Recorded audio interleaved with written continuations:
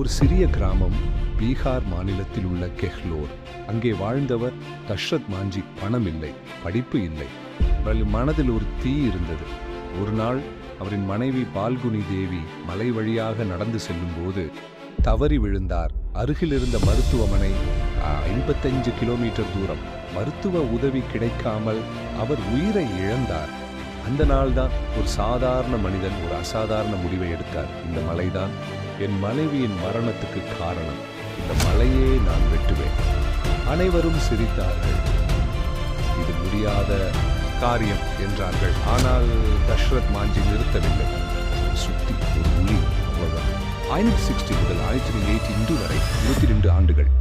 வெயில், மழை, பசி, வறுமை எதுவும் அவரை தடுக்கவில்லை.